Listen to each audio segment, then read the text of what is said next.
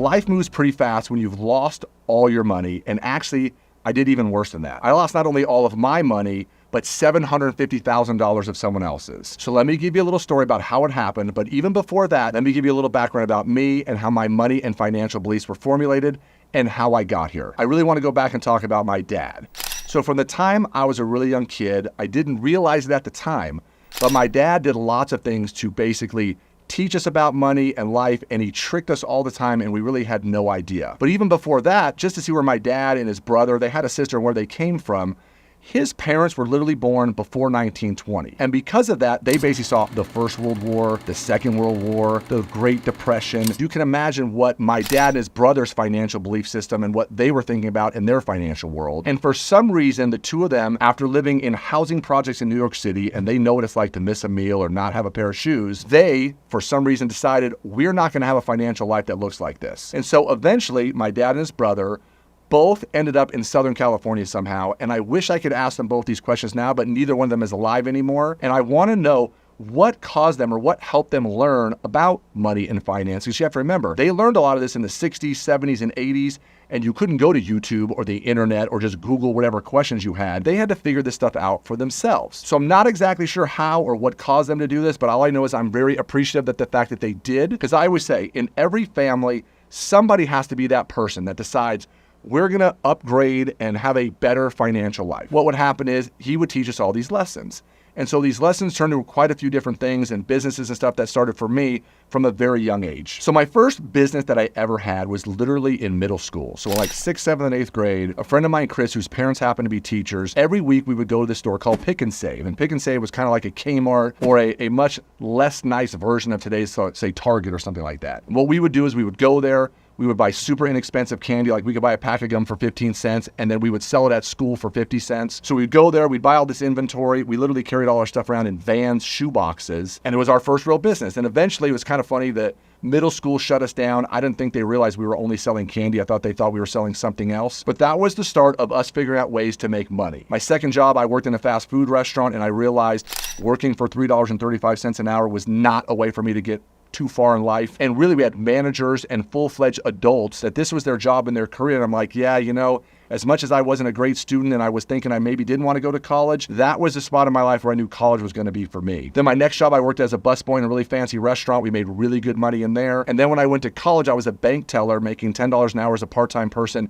in the early 90s, which was actually really good money for the time. And what I didn't realize later was it looked really good on a resume because you had to wear a shirt and tie, you were handling lots of money. It was kind of a more respected job than I actually thought it was going to be. And from there, when I graduated with my degree in finance and economics, I actually had 3 different corporate jobs before I became a real estate agent. So let's jump to when I became a real estate agent in 2001. So in 2001, I personally got my real estate license, but my now ex-wife was already in real estate for maybe 4 or 5 years before that. I gave up my corporate job. I worked at IGT in a big corporate area. I had a finance job, and I gave up my benefits, my insurance, the whole 9 yards in order to go into business for ourselves. And so I got my real estate license, and we started on our journey to doing all the right things. And because of my degree in finance and economics, and because all of my history with my parents teaching me about money, we were doing awesome. We were maxing out 401ks, we were doing other retirement accounts, and then when we became self-employed, there were a few other things we could do at that point. And by 2001, we were already on our 3rd house. We'd made a couple of dollars on our first 2 houses. We literally bought a new house before my second, literally a month before my second child was born. Our son was 4, and at that point, life was great. We were clipping along. Everything was going amazingly well. Our broker of our RE/MAX office that we worked in at that time, somewhere in 2002, 3, 4, I can't remember the exact year, he sold the company.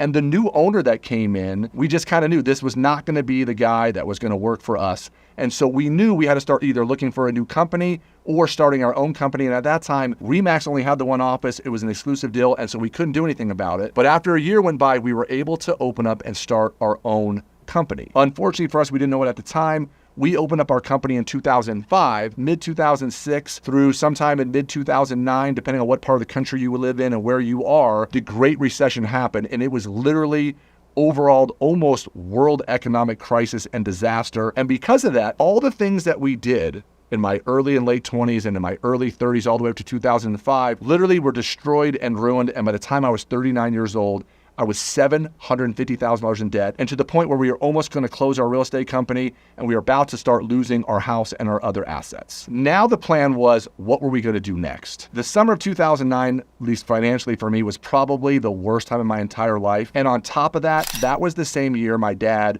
was 15 years into having non-Hodgkin's lymphoma. He wasn't feeling well. He wasn't doing well. And even with that being said, the previous 9 months before that, we literally made no money. So all these things that you're going to hear us talk about over these next handful of videos about having emergency funds and saving money for the future, all that stuff, was the only reason at that point we hadn't gone fully financially underwater. But even at that time, what he did for me was for July 1st, August 1st, and September 1st of 2009, he wrote me 3 checks that were for the amount of my house payment. And I told him, I said, Dad, this is a bad idea. I'm a bad credit risk. You should not be giving any money to me. I put those 3 checks in a drawer and I never used them. And it's kind of funny. I wish I still had those checks to this day, but I do not. I kind of felt like we were getting to the end of this recession in 2009. It finally happened. And June 22nd, 2009, I sold a house. And from that point to the end of the year, I basically worked every single day. I can't remember exactly how many days in a row it was, but we got ourselves to a position where the last 6 months of the year, at that time, we used to sell about 35 to 45 homes a year. We had a full year worth of business that happened in those 6 months. And now we were on the path to recovery of getting ourselves out of debt and doing all the things that we're going to talk about in all these videos that we're showing here for you guys today. So the reason I talk about that is that for some of you that are in your 20s and 30s watching these videos versus someone that might be in your 40s or 50s, it is not too late. I did all the right things into my late 30s, and then the global financial economic crisis crushed us, and it was not our fault. And then from 39 to my early 50s, we literally went from $750,000 in debt to being multi-millionaires. So it's never too late, and I know you can do it too. So if you want to know more about me, you can click the link in our bio that'll send you to thecompletemoneyplaybook.com, where you can learn more about me, my financial beliefs, and how we're going to be able to help you.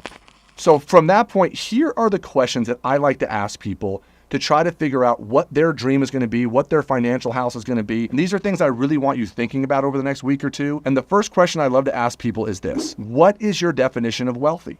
So if you don't know what game you're playing, you don't know what level you're trying to get to, then you don't know how to start managing your money and doing those kind of things. And everybody's definition is different. You have to figure out what your specific definition is, which leads me right into the next question is, what is making a lot of money to you? For one person, it might be 50 or 100,000. For someone else, it might be $10 million. And this is one of those things where I always joke, you can't copy off your neighbor's paper. You need to figure out where you want to be and how hard you're willing to work. And if you're ready to take a risk or start a business or whatever that is, you've got to get an idea of what game you're playing and what your definition of that is. And with that being said, the next question I'd like to ask you is, what is your confidence level regarding money and finance? Like I said, a lot of people have a hard time asking questions. They don't want to feel like they don't know this because you feel like you're supposed to know. If every month I asked you, do you know where your money's going? Meaning, how much are you making? How much are you spending? Would you even know the answers to those questions? Because if you don't, that is something that we must do and is something we're going to talk about here in the next few videos. But for now, what I want you thinking about is, if your life went perfect and everything went amazing, how much money would you make and what would your financial situation look like?